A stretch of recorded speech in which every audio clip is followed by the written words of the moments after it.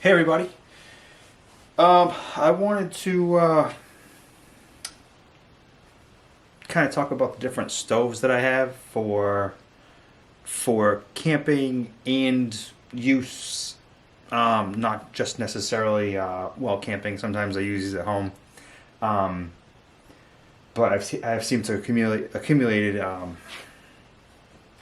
different ways to cook over the years, and this isn't everything. I've got more hanging around, but I want to go over some of the things that I've used frequently over the years. So I've got this menagerie here of cooking ability here. So let me start out with, I guess, the one I've had the longest, and kind of clear this stuff out of the way for a sec.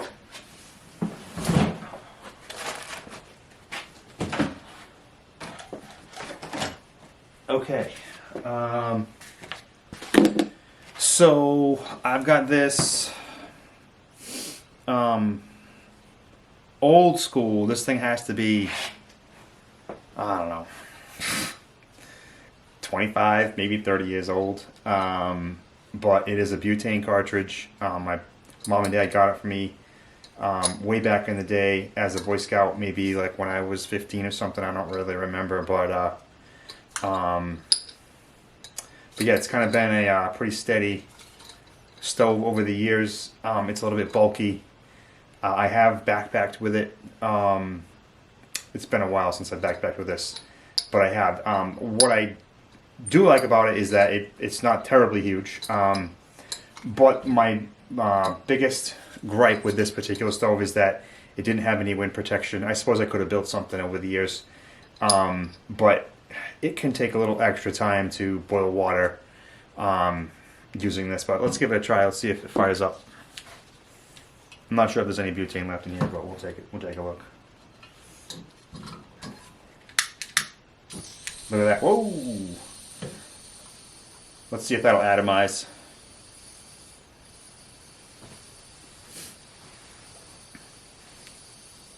Need some marshmallows here.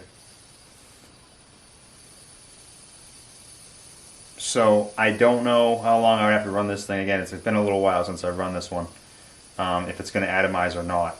You can see it's, not straight up burning at its 100% capacity there. It may need to heat up a little longer. Anyway, you get the idea on that one. I'm going to shut this off. You can still get stoves like this, and they're going to be a little less expensive than some of the other ones. So that's the, I don't really even, let's see, what's the model number on here? It's called the Blue 206. I mean, this thing, I've had this way too long. Optimus Incorporated. Optimus, I've had other Optimus products before, I think. So anyway, that's one of the stoves I've had forever. It's been a good standby, and I have used it. Okay, next stove. I had another backpacking stove. I want to say it might have been an Optimus, and it was small, and it took liquid gas, and I don't even know where it is right now. Actually, hold on. I take that back. I do know where it is. It was where I always keep it, and I am bummed out that this guy stopped working.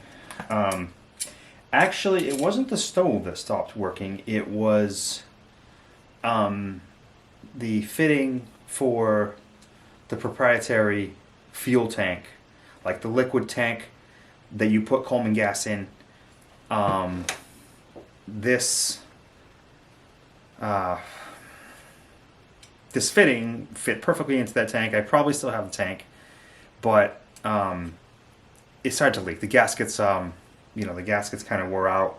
I don't know. Maybe if someone here recognizes the what I can do, but I tried to get parts, and they were super expensive, and I kind of burned out on this. But I have used this particular stove over the years, backpacking, just everyday camping, and it is an Optimus. Let's see if I can get you kind of zoomed in there. Where are we? If you look right, the camera's trying, but it is right there, and it does say Optimus in it. Who knows? It has the fold-out handle for turning the fuel on right there. So I have actually used this stove a lot over the years. I wish I could kind of bring it back to life. Like I said, it's not really a stove that's got the issues. It's that proprietary fitting with the proprietary bottle, etc. So this stove was awesome back in the day. This is probably 10 years old now, more than that. I think I got this one at LL Bean in Freeport. And it was bought basically for lightweight backpacking. I gotta say though, I mean, even carrying the fuel in the, in the backpack, that took up a little bit of weight, but it did work well over the years. Hey, wait a minute, what's that? Looks like I got some spare gaskets in there. I wonder if I could use those in my in the tank. You know what? That just might be another episode. So I will look into that. So yeah, that's a little bit bulky to put back in there. Okay, so yeah, that was my Optimus. These are $150 nowadays. The lightweight backpacking stoves. Okay, next up. So I'm gonna put that one aside. That's two. The next one that I moved to after that one, I should say died, but really became too cumbersome to deal with, is I went with a Jetboil. I've been nothing but happy with a Jetboil. If I paid $120 for this Jetboil,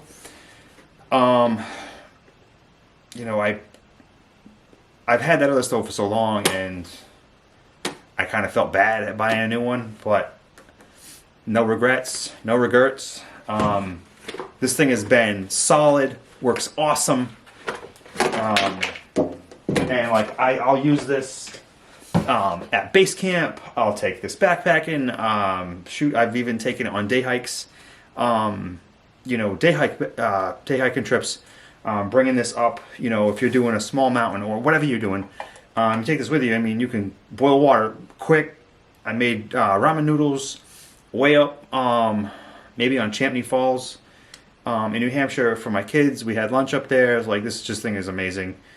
So I definitely biased to this stove right here. So you can see the top right there kind of popped off when I took it out of the case, but that's going to come out. Next up is the legs kind of sit right there. We're going to take those out, and then I'm going to pull the stove out, and bam, there it is. The fuel is right in there. There's the there's the Jetboil kettle itself. I usually put like a rag in there, like a thin cloth, so like the metal doesn't scratch. I just didn't have one in there at the time. And then you take the bottom cover off.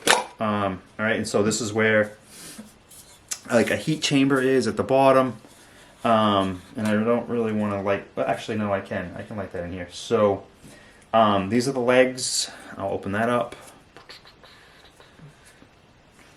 Okay, it's been a little bit since I put this together. Let me see.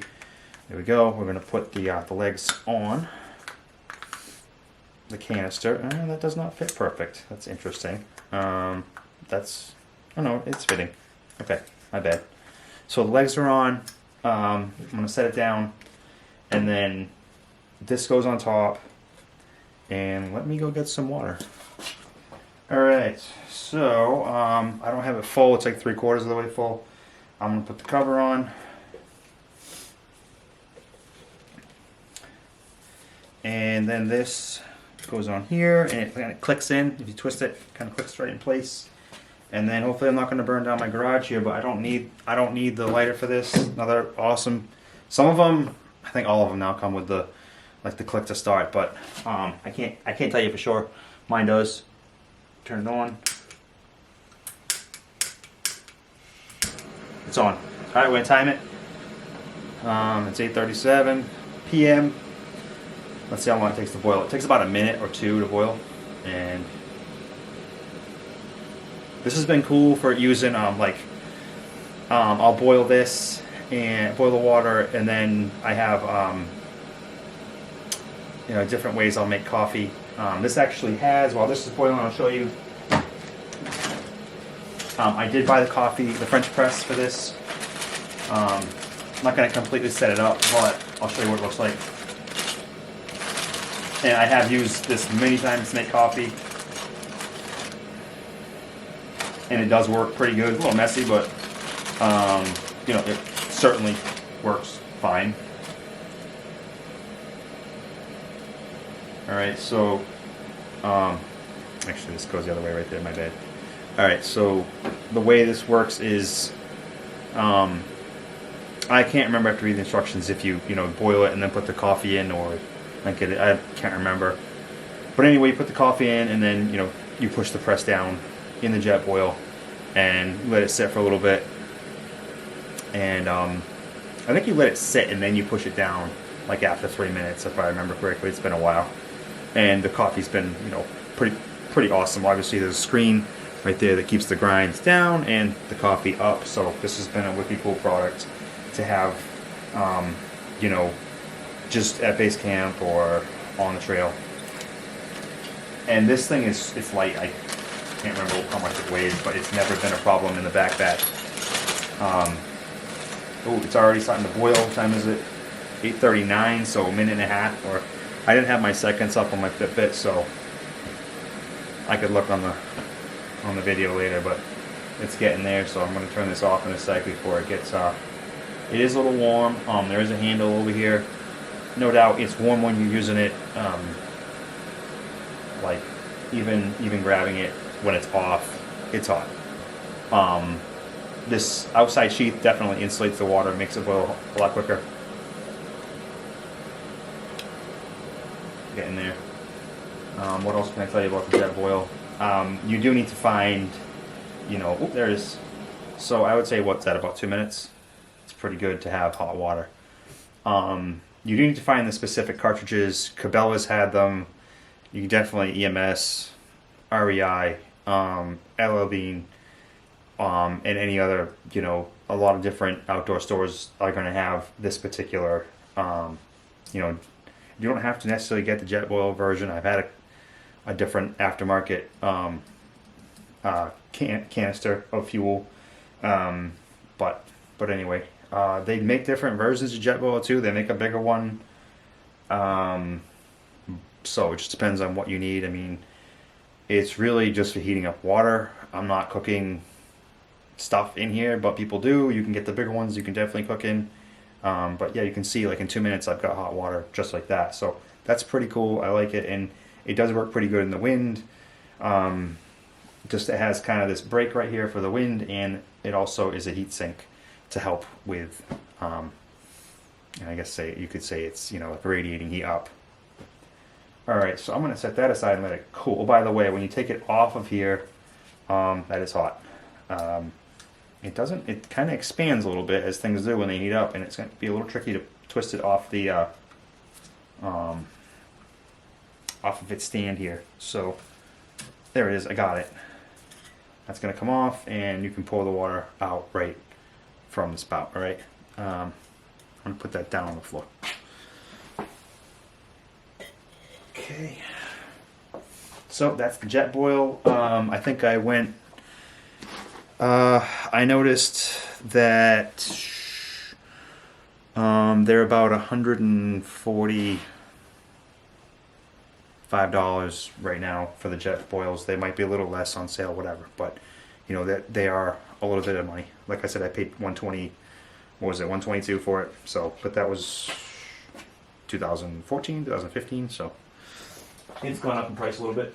Still an awesome stove. So that's kind of my go-to stove right there for backpacking or out on the picnic table. Don't want to fire up the big stove, big Coleman stove.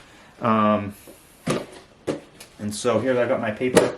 When I do empty out that water and put the stove back in the boil container, I'm gonna line it to protect like the non-stick inside. Alright, next up is some of my other stoves that I use. I think the next, well, why don't I get one of the stoves that I use? Definitely, this is definitely base camp all the way, obviously. I've had this stove,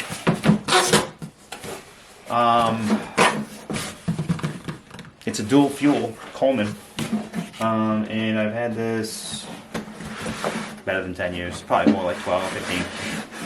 Alright, and like this has been our go-to camping, stove for the picnic table. My wife and I have camped forever, And so you can see I still have all the original boxing and packaging. This has been a solid stove. So kind of give you a look at that. It's a 2-burner. You know, like you can get the 3-burner. This is just what I ended up with, and it's been fine. There's been times I want like a 3rd burner, and I just don't have it, or I actually have another stove that I keep with me. If I'm in like car camp mode, I bring lots of stuff. I did kind of lose some traction with this stove for a while because of had like a fuel leak, and I was really bummed out about that. And I was like looking for parts, and I'll show you. I'm gonna kind of zoom in a little bit over there. Let's see here, so that you can see more of the stove and less of me. So you kind of open up the grate. Now this thing gets a little funky bringing it in and out, but if I can do it just right, it comes right out like that. Note to self, putting it back in, okay? And then you take the paper out, obviously. Turn this around. I've got some fuel in there. Nothing like stolen fuel. Okay, in your stove. Probably not a good idea. Bring this back down. Connect your windshields over here, your wind deflectors, and this stove has been solid over the years. Absolutely love it. Zoom again there. So if you probably have used one of these before, you know, usually I just pump it up a whole bunch. But the lighting lever, you do need to follow the instructions on that. The lever must be turned up to light and then down to cook. So I want to turn it up, but it's still in the off position. So I'm going to put some warm water and then I let them dry. I never dry them. Okay, so I've got it pumped up, I think enough. And now I will say that this stove is a little finicky. I probably won't leave it. Let's move this out of the way. I'm going to move this in here. I don't need to be setting my house on fire here. It doesn't atomize right away. It's a little slow to atomize, so it's like straight up orange flame all over the place. But let's give it a try. I find that if I turn on my other burner, for whatever reason, this one will atomize quicker. But I'm probably not going to let it go the whole time. But anyway, let's start this one up to light. So you're going to see, I'm trying to turn it on and off, which kind of helps. I don't know why, but just the way the fuel. Okay, I got on here. I'm just getting air right now, so hold on. Come on, baby. There, I got that one on. Now, come on, come back on. Okay, stay on. Hold on. Okay, there we go. So you turn it up a little bit. Come on, come on. It's not atomizing yet. It's not hot enough yet. When it does heat up, it does atomize, and we'll get the straight up blue flame. I am going to try to turn the other one on. Open that valve up. Come on. It is on. Yeah, it's actually behaving a little bit different. Could be the temperature outside. I'm usually using this thing in the summer a little bit. So, but yeah, those are like atomizing a little faster than I expected for whatever reason. So anyway, this is my dual fuel. I've never used like gas in it, but you can. Yeah, I just use Coleman fuel. It's like $7 a gallon. That's a little bit of money. I think I've seen it as cheap as like $5 a gallon at Walmart. But you can get it at the hardware store too. And I've noticed like there's some off brands that are a little less expensive than like the red can of Coleman fuel. That's the same stuff. So however you want to do it. But yeah, this has been a workhorse over the years. I love it. You know, nothing like getting up in the morning and, you know, doing what you do, cooking on your Coleman stove. Now, this is obviously a liquid stove. Coleman, you can get the propane tanks. In fact, like it seems like those are very common nowadays. Just a can of propane or butane, whatever it is. And those are fine too. You know, just whatever works for you in camping is what you should go with, what you can afford, what's going to be easiest for you. You know, camping is about relaxing your soul, your mind, having fun, you know, letting loose, letting go. So I shouldn't get on a segue about like the philosophy and the zen of camping while I'm doing a review on a stove, right? All right, anyway, just thought I'd throw that out there. But yeah, that's my my 2-burner. Totally happy with it. Look at that, it's atomizing up really nice. Let's try to zoom in on those flames for you. We appreciate atomized flames. There you go. I realized you didn't really see. Anyway, they're in there. They're nice and blue. I want to shut this off before I burn my house down. Okay. Woo. Okay, good. All right, I'm in the garage. I'm not in the house. Oh, by the way, I never turned the valve down. Let's try that. I totally forgot because I was talking to you guys. All right, let's try it. Ready? Down to cook. Anyway. So what was wrong with it is there is, you know, there's a series of threads here where the pressurized fuel comes up through the stem and then, you know, into the cooking area, the chamber there. And there was fuel dripping out of here into like a little drip area. I tightened it up with a wrench. Actually, there's a little bit coming out now. Might need to let it tighten. Anyway, these little areas right here. In fact, I'm going to bring the camera over so you can see it. And so it was these, you know, these fittings right here were loose, and that was the issue. I tightened it up and it stopped dripping. Anyway, you can see that. One other, the next stove I want to show you. This one you can get at Walmart. My parents gave this one to me. They were using it and as like a secondary stove when they had a boat. And man, I love this stove. I guess I love stoves, but this stove is so cool. Like, do you ever want to cook something at home, but you don't want to make the house smell like whatever it is you're cooking, or you're in, you know, you're like, we have a camper or two, and there's times I want to cook outside. This thing is just like the go-to quick stove. I can use it outside on my deck. It's just awesome. Anyway, it is called Click to Cook. All right, and it uses a butane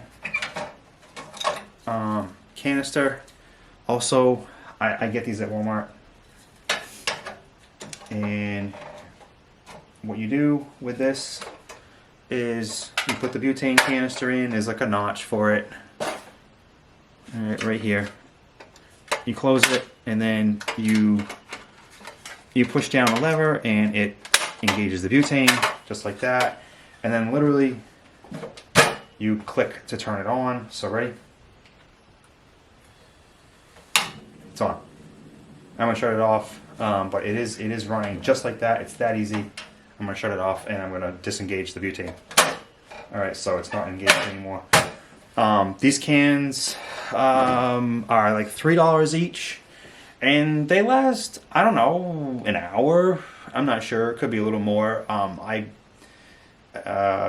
cook a few different times. You know, if you cook bacon on here like 3 different times or more, just on this one unit. And like a lot of times I have it outside. It's windy, so I'm like cranking it up, and I'm using more fuel because I'm trying to fight the wind. But yeah, this Click to Cook has been awesome. I priced it out on Walmart at $36.89 plus the canisters, another $3. So for $40, and like, I can't say enough good things about this thing. And like, I'm not getting paid to promote anything on this channel right now. You know, on this review right now. I'm just trying to share some things that I have used and use over the years that makes you know, outdoor experience, camping and cooking experiences easier, better. And this thing is so go-to. You saw how quick I took it out of the box and turned it on. It was that easy.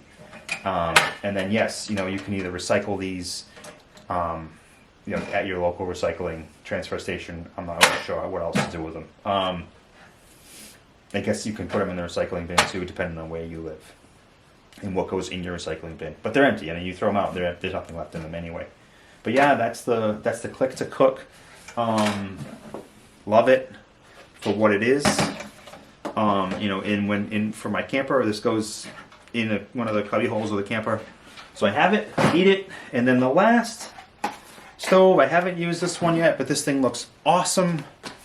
It was given to me as a gift, and it is a backpacking stove, and I just need to get a fuel canister for it. So next time I'm at an outdoor store, you can see. So it's called the Gigapower Snow Peak right there. Come on, autofocus, do your job. Gigapower Snow Peak, and it comes in this small case, and it says Snow Peak on it. It tells you how to turn it on, turn it off. There's a lever, but check this thing out. It's actually kind of hard to get out of the case a little bit, but there it is. I got it. Comes out, and all I need is, I think, a butane cartridge. Like I said, I haven't used this one yet, so, but yeah, I just need to get a cartridge for it. And there it is. What a beaut, huh? Look at that. How's that for a backpacking stove? Totally cool. It looks like it has the electronic ignition. All right. Yep, I can see the spark working right there. So this is awesome. I can't wait to get the cartridge and try this out. All right.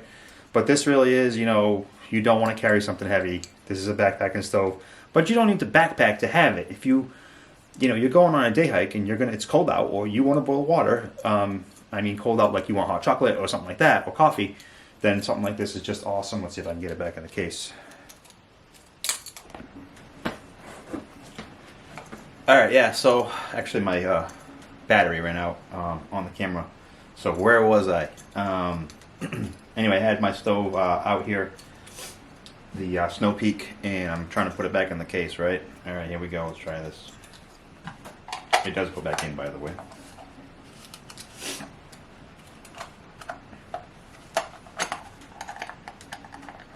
Actually, like this. Like better. Alright. Closed up, back in the box. Thank you for taking the time to watch this video. I realized it was a little bit long. Kind of had a lot to show you in this one with all the different stoves. And the name of the channel here is Auspicious-Outdoors, which really just focuses on you know, being successful camping, being successful in the outdoors, and get out and camp. Thank you.